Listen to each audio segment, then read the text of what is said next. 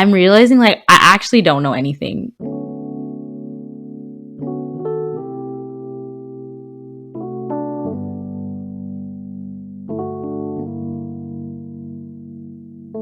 Hi, I'm Danielle, and welcome back to Making Space. Not just a podcast, but a place for honest, open conversations about where people have been and who they're becoming.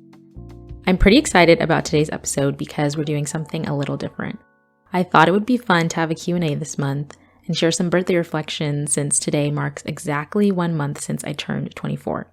Crazy, I know.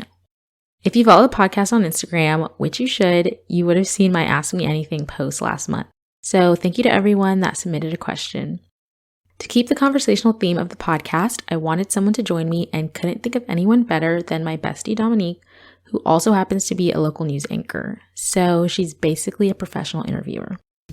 I always say that I think when God made Dom and I, he used a lot of the same stuff. She's one of those people I can talk about anything and everything with for hours on end, and honestly the sister I never had. We originally met in college during my sophomore year through the Christian organization we were both a part of, but slowly became fast friends, if that makes sense. We became roommates during my senior year right after the COVID lockdown summer and have navigated so many life changes together. Our friendship has been long distance since I moved to Boston 2 years ago, but she's still one of my favorite people to have couch conversations with. Now they're just over FaceTime from our respective couches. For context, I did not prepare any answers to these questions in advance, and Dom threw in some surprise questions of her own, so it's a fun part interview, part conversation episode. With that, I'll turn it over to her. So this is great because I don't have to answer any questions. She will be in the hot seat soon, so yeah, just keep that in mind with these questions you're asking me. Whoa, chill out. Mm-hmm. I get to ask Danielle the questions that everybody has so desperately wanted to know. This has been a long time coming, and here I am doing what the people want, asking our very own Danielle Numosa the very important questions, the hot button topics. Mm-hmm. Only important questions. So I'm going to start off easy on you, but this is still very important. Tells a lot about who you are as a person. So answer this very wisely. What is your hot take on pineapple on pizza?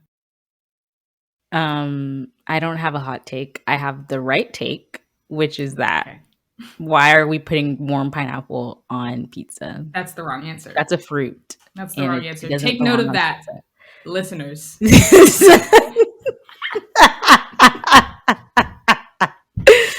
It's not right. Sorry.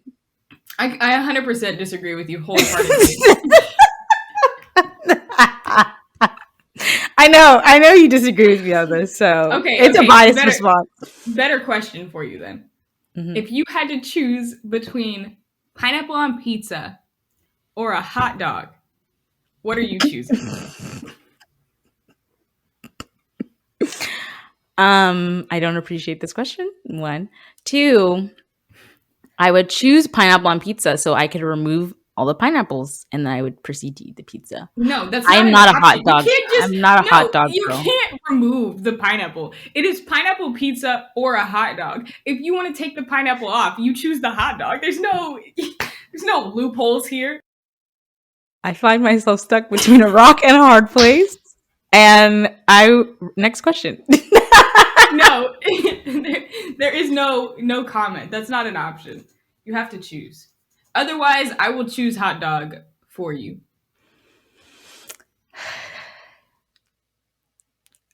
I would choose the hot dog. Can you say that one more time?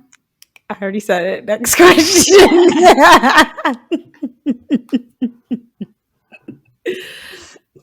Interesting. Okay. Now to a more serious question asked by one of your loyal listeners. What is your favorite story in the Bible, and how has that impacted you throughout your life? Okay, up until now, I never had an answer. Like, one that was always in my mind is like, oh, this is my favorite story. But it recently came up again, and I do really like it. It's the story of the woman with the issue of blood. And I really like it because I think it is just a great picture of faith. Basically, she was struggling with a bleeding issue for, I think it said like 12 years. And at that time, it was really like you were unclean. You were viewed unclean when you were bleeding, menstruating, etc. And so she was basically probably ostracized and like isolated because of this bleeding issue. And she went to where Jesus was. I guess he was in her area at the time, and there was a huge crowd of people. But in her heart, she was like, I know this man. I've heard he's a healer. If I just touch him, that will be enough and I can be healed. And so that's what she did. And it says like Jesus felt power leaving his body.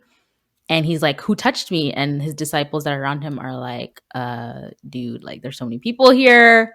People are probably bumping into you. It could have been anyone. And he's like, no, like I felt something happen. And the woman like falls before him and she's like, it was me. And I don't know what she says, if she says what the issue was, or he probably already knew. And he just tells her like, your faith has healed you, like your suffering is over. And I think that has really spoken to me in different parts of my life, just knowing that even by reading this story and realizing like the faith to just believe and that things can change for us like in an instant just through our faith. So yeah. Yeah, I think that's a really good story to kind of guide your life. Because I think a lot of times we don't really think about like how much it takes to really put faith in something. Yeah. Like we've talked about this before, like how the most beautiful things in life come from really difficult seasons, or they're really challenging. Like the most challenging things breed the most beautiful things.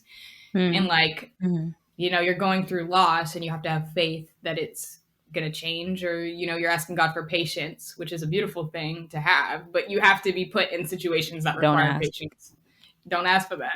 Don't ask. So please. Or like hope. Like hope is a waiting game. Like hope is a beautiful thing to have, and people think of it so like positively, but you know, it's just a waiting game. You have to be down to hope for that long. Yeah. And I think that story really says a lot. 12 years of going through this issue and having enough faith to ask of Jesus to, or not even ask, to just do, is something that really impacts people's lives. And I'm glad to hear that like it's impacted your life, which is kind of the way that I've structured the questions that I want to ask you, is like throughout your life. You know, we met in college, and so that's kind of our starting point. So I want to talk to you about, you know, how things in college have impacted you, how that story has translated through the entirety of your life to now post-college, and, you know, what you hope for the future.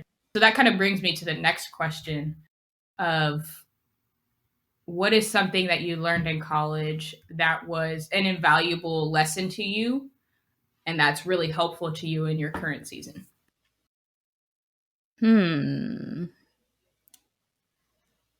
What is something I learned in college? I think, I mean, maybe it's also connected to the story I chose. Just like faith, I think, especially the season that I'm in now, in a lot of ways, it's like not necessarily a waiting season, but maybe because I'm waiting on certain things to happen. Like I'm studying for the LSAT with hopes of applying, with hopes of getting in, the job search, all of those things. I think I can look back to when I was in college and there were things that I was really like believing God for and trusting God for. And it wasn't coming at the time that I thought it was going to come in. And I think it could be really discouraging. But I had to realize, like, if this is the only hope I have, like, if this is all I have is just to trust God that things will work out, then that's all I can do. And seeing how he, like, came through time and time again. And even just, like, seeing him as a provider, like, that's one of his names in the Bible, Jehovah Jireh. I think I really leaned on him for provision when I was in college, and seeing how he did, like, exceedingly and abundantly more than I could have imagined. And so now that I'm out of college and I'm, like, doing the adult thing, quote unquote, adult thing, supporting myself, just seeing how he's like provided for me every step of the way. And like, even to where I'm at now, I think I can trust that he will make a way for the future, make a way for me to take my LSAT to get into law school, and through the job search, through everything, just trusting like he will provide what he knows is best for me. But that requires a lot of patience and trust, and like you don't just wake up one day and be like, oh wow, I have so much trust, I have so much patience, I have so much faith. Like it doesn't happen like that. Like it's like you were saying, it's through the trials and through all the hard seasons, which everyone hates, but it does really grow you and develop you in a lot of ways. Yeah, and like even though college was a very different season from what you're in now, you're like still doing the same things that you did before, and like having to have that faith and that trust that God's going to provide for you. What is like the biggest difference that you've noticed between your time in college to post-college life?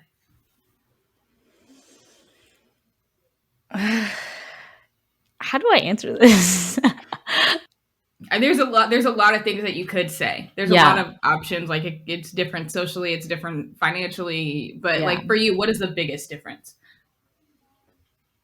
These are the hard-hitting questions. Holding back nothing.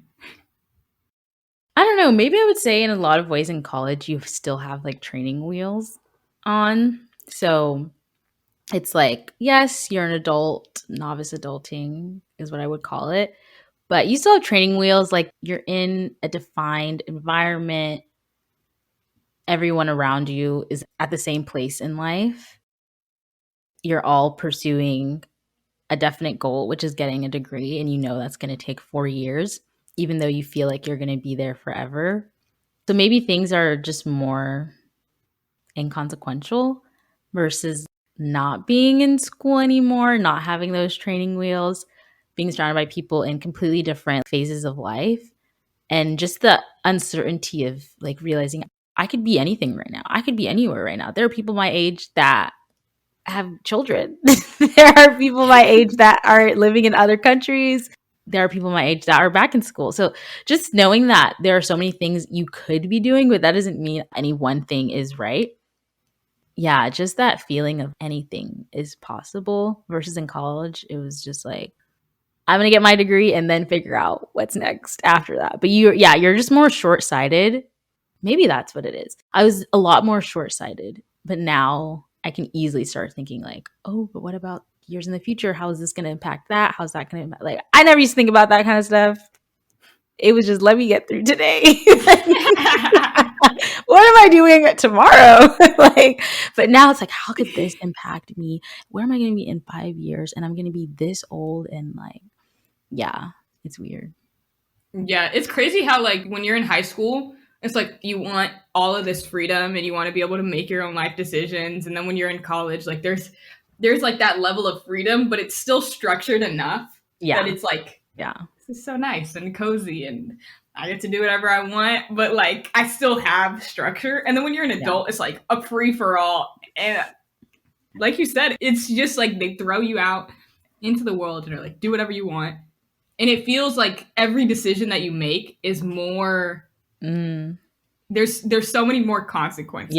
So to the decisions that you make. It's like if I decide to take this job in this place or move here or go out with this person or do whatever, you know, it's like this could change the trajectory of my life forever.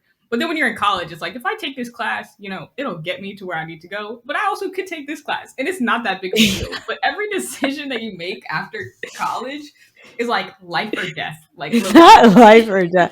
But like honestly, what were we doing in college, Dom? We were driving an imaginary car through the Whataburger drive-through. I watched that video like not that long ago. No, but like, yeah, what were we doing? I was going out to the park at 2 a.m. because I wanted to. Like that was such a good time. I was like, do you want to do this right now? Sure. I saw this. My friend sent me this actually, because we've been trying to find a time to catch up, and she sent me this meme that's basically like friendships as an adult be like, I miss you so much. Let's hang out in 2025. Like it's just so ridiculous. That's so like it's so ghetto. Like it really is. Like adulthood is the most ghetto hood like I've ever seen. Because what are we doing? Like we've talked about this before. Like why does your social life when you're an adult have to be so difficult? Like why can't we just prioritize being around the people that we want to be around like we did in college? Like everybody looks back on college so fondly and it's like I had these great relationships because like even though to a certain degree it was like handed there for us. It's like you have 18 and 25-year-olds, 24-year-olds, all in the same season of life, all looking for the same thing. We're all trying to get a degree no matter what major you were. And you're all young and you have so much hope and expectation and dreams for the future. And so to a certain extent, it is just like handed to us. You'll meet somebody eventually. But as an adult, it's like we don't put that same intentionality with the people that we want to do stuff with. It's like, oh, but I have to work tomorrow, so I can't do this. Or like, why can't we just like go to dinner? Or we have to go grocery shopping. Why can't we just do that stuff together? Why do we make friendship in adulthood so difficult? I'm constantly talking to people who are adults who are like, it's so hard to make friends. We all want it. So why aren't we doing it? No, that's a great point. And I think it's kind of built into it with everyone just being at a different place in life. You have a different job than I do. Maybe I get out at 5 p.m. and I want to do something, but you work till 7 consistently. And then it's not going to be as easy. Yeah. And then the other factor of just not living in the same place. Like, you don't live down the street. You don't live down the hall. Across the country. Yeah, across the country. So it's very different. Yeah.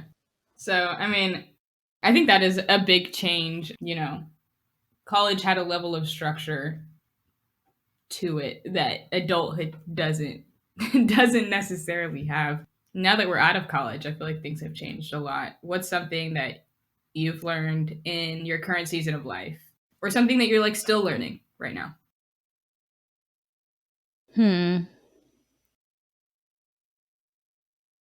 Okay, I don't know. This might not be the right type of answer, but I had no thoughts about turning 24. Usually aging is like a big thing for me. A big thing is am I going to have a crisis over this? Even though it's not that deep, I'm not old. I get it. I know. Yeah, something about 23 was like, oh, this makes sense. I feel like this is the age I should be. But 24, it was just kind of random, like, okay, whatever. But since turning 24, and this keeps happening, I just feel like I actually don't know anything. Like, dang. And I don't even know fully how to articulate this, but it's not that I thought I knew everything before then, but you're like, I have some years on me. I have some experiences. Like, I know more than I did last year, obviously. Yes. But I think just in how we think about the future, how we think about how our life will pan out. Like, we have all these ideas. We're like, I'm going to do this, then I'm going to do this, then I'm going to do this. I'm going to work here. Then after this amount of time, I'm going to start doing this. But I'm realizing, like, I actually don't know anything. Like, I don't know how things are going to work out. I think it's going to be this way, but it could easily not be this way. If you asked me last year at this time, if I thought I would be in the place in life that I am right now, I would say no. I would be shocked. I would be like, why would I be doing that? It doesn't make sense. I feel like the older generation is going to be like, yes, finally they understand that they literally do not know anything. Yeah, because at this place where I'm at right now, I'm like, I literally do not know anything. What am I trying to say? I don't know. Okay, but it's because this is what I'm currently learning, right? So it's still in process. It's still baking the full thought. Yeah, it's half baked. It's a half baked thought. But just like how hard things can be in relationships. Obviously, I never would have known what it would be like. But now experiencing that in different types of relationships, it's like, oh, I didn't know that could be a thing that could happen, or that's a thing that you face. But I think it just comes with life and experiences. So yes, that's what I'm learning, is that I don't know anything. And I think that touches on like what we were talking about earlier too, like how there's so many possibilities. Yeah. And so things can change so quickly when you're like, we've been adults, but like when you're like a for real adult, like things can change so quickly. Like you can make a decision tomorrow and be like, I'm going to quit my job and move here. and do whatever. And like you can just make that decision just because you want to. And that comes with consequences, but that's not like an option for you when you're younger. And so because there are like so many possibilities, you're learning a lot of things that you didn't know before. Because like our whole life we've been in school, so our only option is, you know, to go to school. Yeah. And we're constantly learning, but in a different way. And when you're an adult, you're able to make the kind of decisions that require you to learn based off of experience instead of like learning something out of a book. Yeah. Which feels, it's like weird because we've never done that before. We're always learning something that people already know and are teaching us. Yeah. When you're an adult, it's like learning how to live life, which is not what's really talked about. It's like intelligence knowledge in school, but it's life knowledge now. Yeah, and I guess that's where all those cheesy quotes come from, like the school of life or experience is the best teacher, et cetera, et cetera. Because I'm sure at some point our parents have tried to explain to us, oh, this is why you should do this because this XYZ, and you hear it and you're like, okay. And you probably forget it the next day or whatever. You just don't think about it. It goes over your head. So I think it's when you are going through that experience, it's like, oh, this is what this is like. But I never knew because I never experienced it.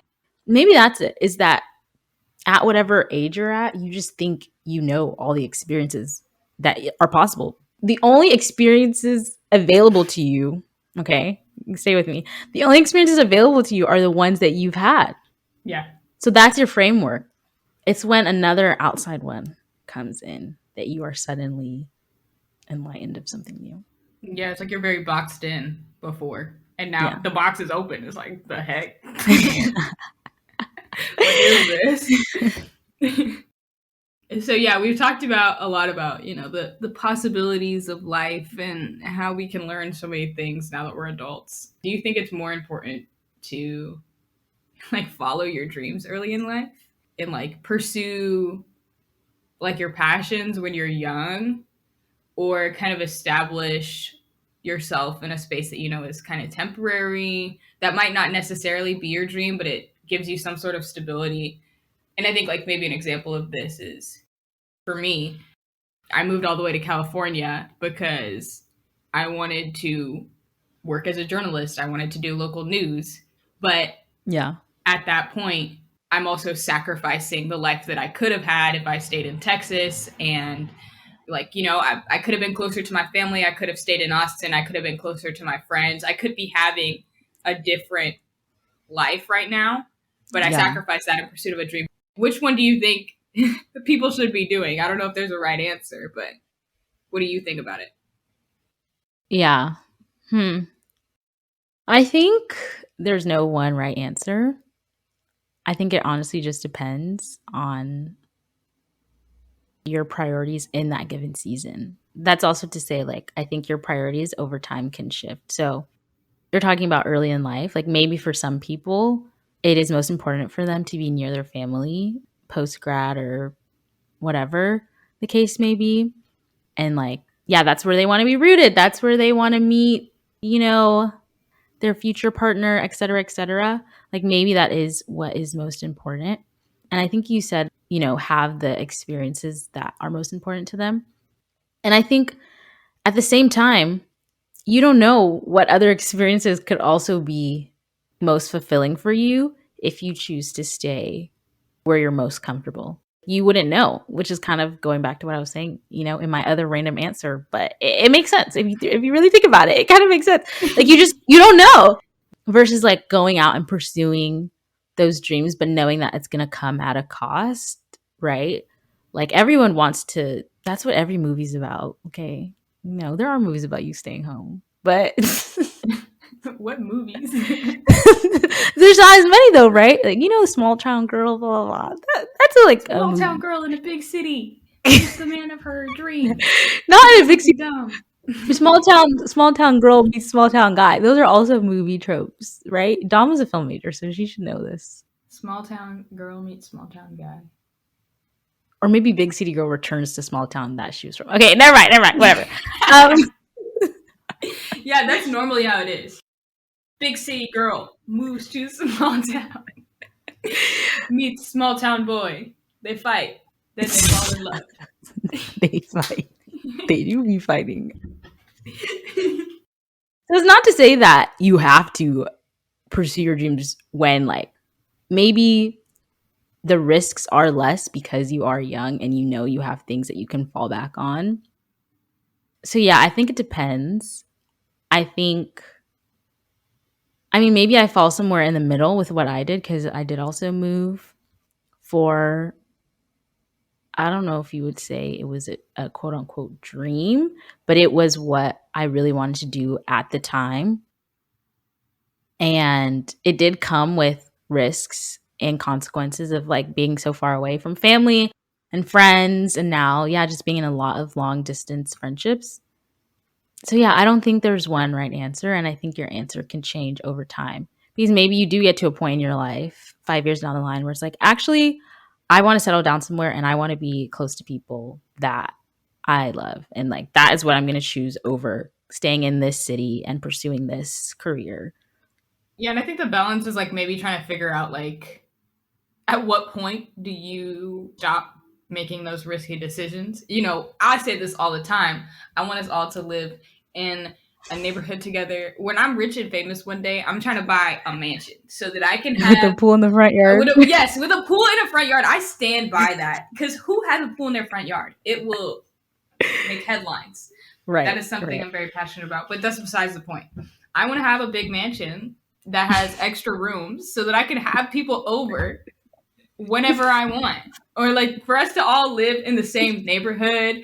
So I could be like, you want to go to the park at 2 a.m.? Come over for a dinner that you're going to cook.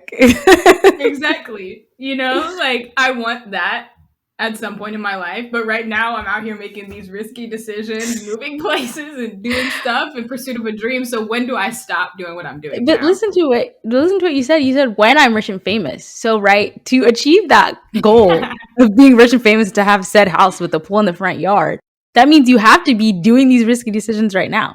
The question of when do you stop, that goes back to my previous response of we don't know nothing. So like, you don't know what's going to happen to you 2 years from now that could force you to be like, actually, I cannot do this anymore. Like, I need to do something. I need to move. You never know what's going to happen. And so I think it's kind of like just taking life as it goes. Obviously, we're going to plan to some extent.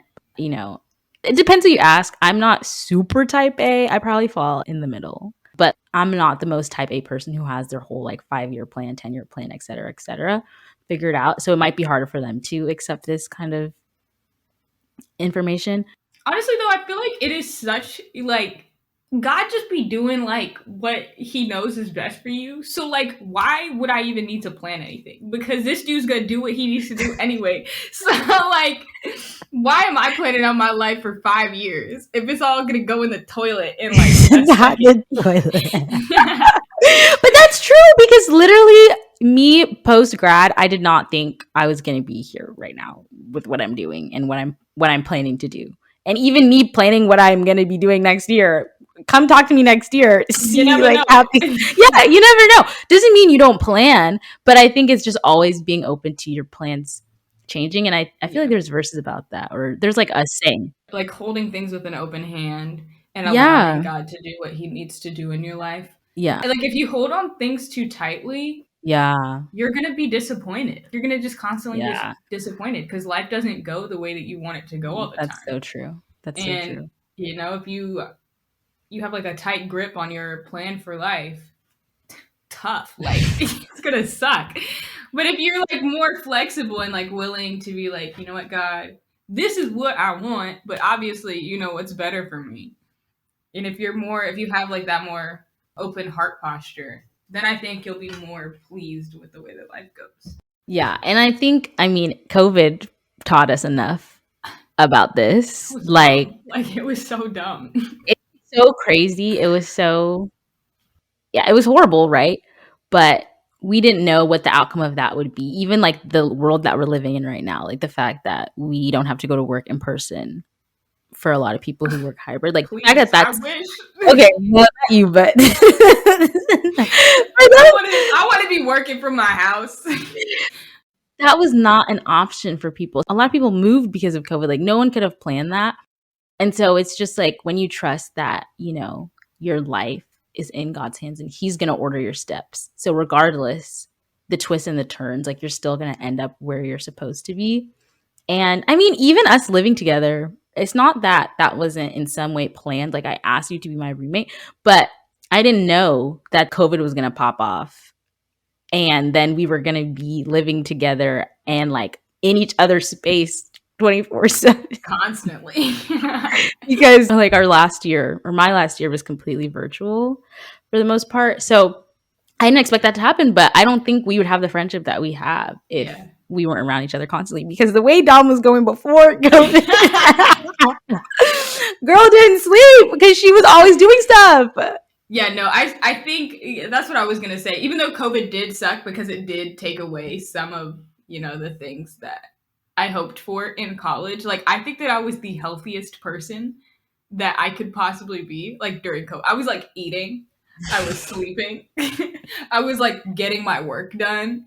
And then I had time to, hang out with you. And, like, we spent so much time on that couch in our living room just, like, talking.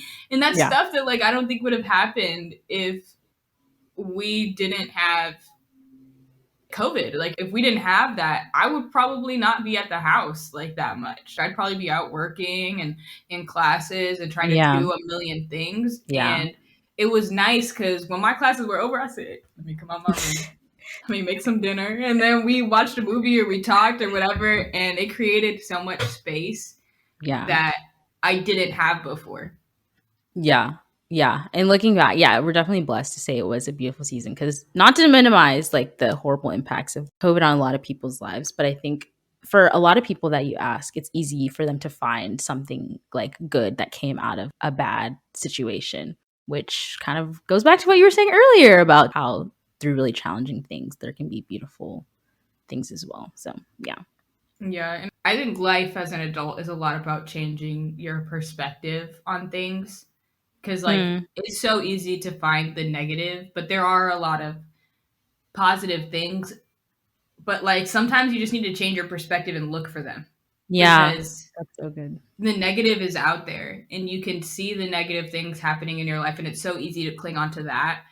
But if you're really willing to, like, change your perspective, a lot of the stuff that happens in life is really beautiful. And it's really beautiful that we get to experience both, like, the good and the bad, too. And I think we've talked about this before, about how I think it is like one of the most special things that God has done for us, like in the garden, that he knew that you have to have both the good and the bad to really appreciate like the entirety of being human and, the beauty of life. But he loved us so much that he wanted to protect us from the bad. And that's why he said, don't eat from the tree. It wasn't because he didn't want us to have something, but he just didn't want us to fully understand the reality of how bad things can be. He wanted to keep our perspective on the good. And obviously, we don't mess that up. But I think that it's so beautiful that was his heart for us. And I think, with that heart, that should be a perspective that we try and cling on to in life all the time, too. Yeah. No, that's so good. All right. Tangent over it. So I guess this kind of transitions now to like, we've talked about the things that we've learned and the season of life that we're in. And with that season of life, we are so far away from each other. It's crazy how like before when we were in college, you were literally a door down. I could just bang on your door and be like, what you doing? You want to go somewhere? You want to go eat? You want to watch a movie? We also had those, we were in 2 rooms that were connected by a bathroom, like Jack and Jill. Run to the bathroom. Like the Jack and Jill situation. And I don't know if those doors had locks in the bathroom. So basically, you could just walk through. No, yeah. Because if you're inside the bathroom, I think you could just get into the other room. Yeah. Dang, that was crazy. Dang, we were so close. We were like feet away from each other. And now you are literally across the country. Literally. And it's been like this for, how long has it been? Almost 2 years. Dang, has Yeah. it been? Because I've almost been here for 2 years. So it's been 2 years Yeah. of not being close to each other.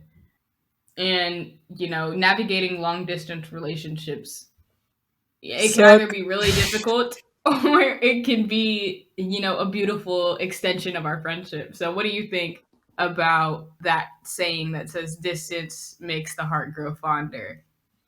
Do you think that that's true in every case? In every case. What are you trying to say? Dun, dun, Hey, yo, dun. you say what you mean to say, okay? You know what I'm talking about. I don't, but I think it does. I think it does. I think sometimes that's used to like romanticize long distance relationships, but Real don't be talk. fooled. That is, It is ghetto. it is ghetto. It does suck. It does really suck. And yeah, I think the fondness part is maybe just a byproduct of not being around all the stuff that you don't like about them.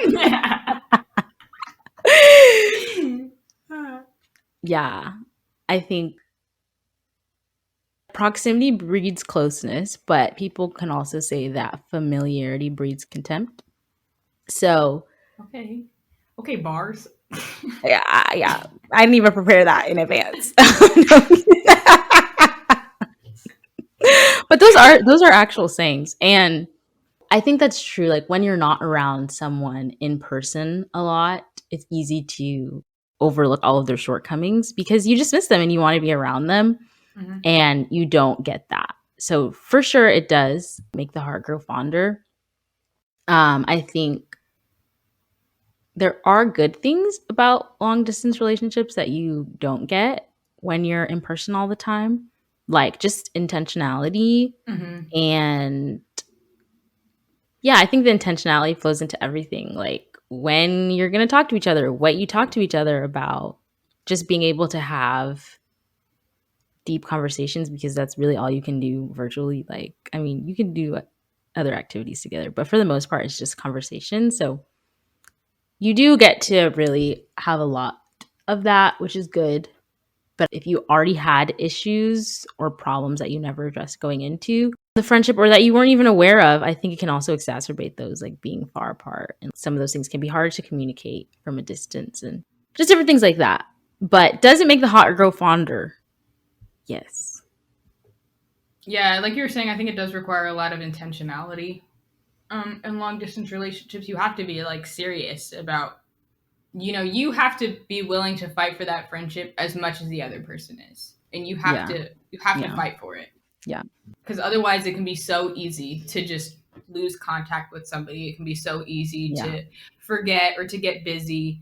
Like Yeah. life happens, and we get that, but it's a lot harder to be serious about a friendship, and you have to be willing to fight for it. And I think distance, definitely makes that a lot more challenging, because if you are like in close proximity to somebody, it's like, oh, we'll just hang out, because you're right here. Yeah, you're going to see them inevitably if you don't live with them. Yeah. And I mean, maybe that goes to what you were saying about if it doesn't always make the heart grow fonder or something like that. I think it also shows you which relationships you were actually willing to fight for to begin with. Mhm. Yeah. Because like you said, if you don't try, if you're not as intentional, if both people are not, and I think that's the key there, because I've heard like friendships is just both people saying yes every day. Yeah. And so like if one person starts saying no, one person is still saying yes, eventually that's going to breed resentment with the person that's always saying yes. Yeah. And then eventually they're going to start saying no, and then both people are saying no, and then that's how relationships end, basically. That's why it requires so much intentionality, because if you're not willing to be intentional, then you have to accept that it's not going to last. Yeah. But at the same time, like we're human, like we don't have the bandwidth to maintain that for a lot of people. That is where it gets hard. The tough thing is deciding or learning which friendships you have to be super intentional with. You can still have a relationship with somebody and talk to them once a month, but that has to be something that both you and that other person are kind of like on the same page with. And I know like something else that maybe it's not only applies to like long distance relationships, maybe just relationships in general, but like your ultimate goal in relationships should be to serve the other person. And I think that makes Mm. relationships so much easier to say yes.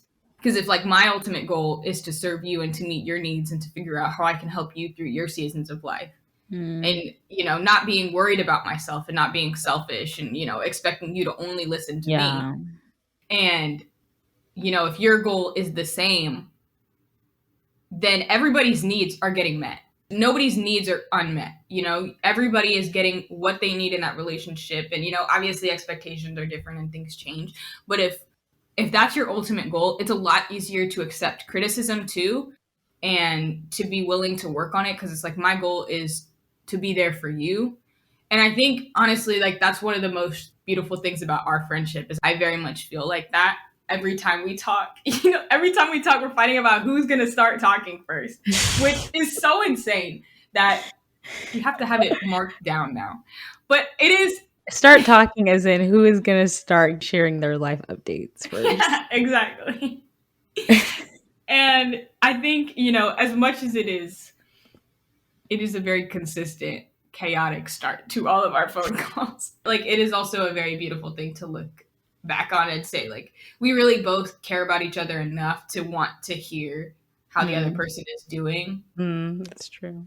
Ahead of ourselves while you are so far away. It makes it a lot easier to say yes to our friendship every day and to know that this is not just something that's gonna fade away tomorrow, or like I don't have any concerns that in the next 2 years we won't be friends, because I know that we're both willing to constantly be there for each other and to serve each other. And that makes, not only long distance easier, but I think it also makes any relationship easier. Yeah, I love that. Yeah, that mindset of serving. And I mean, what is love, right? Baby, don't hurt me. No. No, but if you think about love, especially if you think about it biblically, it's action, it's service, it's sacrifice. Mm-hmm. Speaking of love, you are now in a long distance relationship. Tell me about it. What it's like, now being long distance. Not the pause. Is it getting hot in here? Oh my gosh, just me. Anyway. I mean, add that to the list of things that remind me that I don't know nothing. Because if you ask me what I thought being long distance was like and what I've experienced it to be like, those are not the same thing. Yeah, it's not easy. It does suck in a different way, actually, than, oh my gosh, everything is connecting back. Wow, this was unplanned. But Love it. But that just goes to say, like, I had never experienced it before, right? So I didn't have any framework for what it would be like. And so now me seeing what it has been like is like, dang. Dang.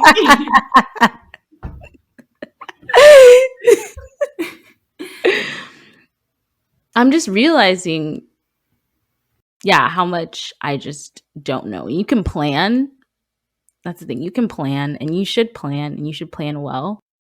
But it's kind of been like a learn as we go process of being like, okay, we wanted to do this, but actually this is not working. Let's try this. So it's been a real trial and error. And this is still something I'm very much deep in the middle of and the beginning stages. So check back with me later. But yeah, it has been hard. And that's what I was saying. Oh, that's what I was saying. I knew what it was like to be in a long distance friendship, right? I have some now years under my belt doing that, which is crazy. But I didn't know what it was going to be like to be in a long distance relationship. And I thought it would be similar, but I am quickly learning that it's not similar.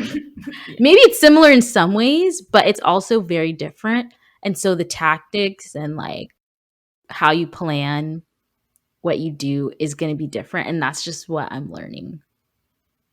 But it can still, just like with long distance friendships, it can still be really beautiful and rewarding. And I know a lot of people who have been in long distance relationships that tell me how beneficial it is just for you both. And even in just working on your communication, and everyone says communication is the most important thing in any relationship, but also in like romantic relationships. So I think we're definitely learning that. and just strengthening those muscles. So, Yeah. And it's an ongoing process, you know. We're Yeah. always learning and we're always figuring things out. So, yeah, I think that's definitely something that is a continuous process.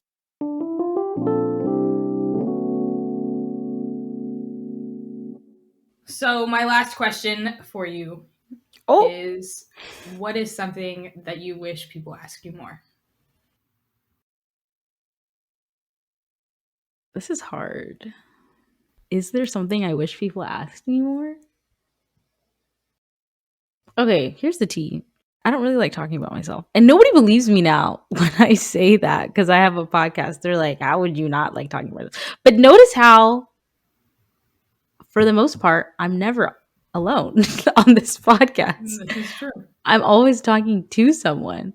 And so it's easier for me to talk about myself in conversation, I guess, but it's just kind of weird for me. Not like I don't do it, but I never like am going out of my way to want to talk about myself personally. It's just how I am. And you know, maybe there's things there to unpack, but that's an issue for another year. I bet at you. So that's why I'm struggling to answer this question. Okay, here's another answer. I feel like in various seasons of life, we have the main things that we talk about with new people specifically. So in college, what's the big question? What's your major? What year are you? Where are you from? Yeah, et cetera, et cetera. Post grad, it's especially related to what you do. What do you do? What do you do? And I mean, I feel like we've probably talked about this on the podcast already, but just that becoming like your whole identity is what you do.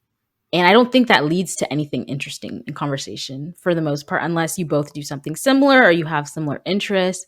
But if you really want to get to know somebody, maybe we should start asking them, what do you enjoy doing? And I feel like you could learn a lot about me actually by asking what I enjoy doing, because it may not be what you expect. It may not be related to what I do as a job.